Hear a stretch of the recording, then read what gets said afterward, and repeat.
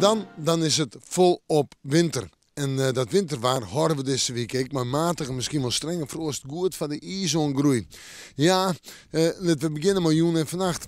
Opklarings, maar ik bewolking, kans op wat sneeuw nog altijd, kans op gladens natuurlijk, maar toch die opklarings -8 tot -10 graden. En dat kan op plak niet nog wel eens een graadje leger worden. De wind uit de oostelijke richting, zwak of matig, de matige wind in het kust- en waardgebied.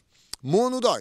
We beginnen met de waarschuwing van gladens. Weer dus een volle winterdag. Met -3, -4 graden in de kustgebieden en op de eiland. -5 of -6 op het vasteland. Matige frost op plakken. En dan is het echt winter. Ja, een beetje sneeuw misschien. Protte bewolking, maar misschien ook nog wel een beetje zinnen.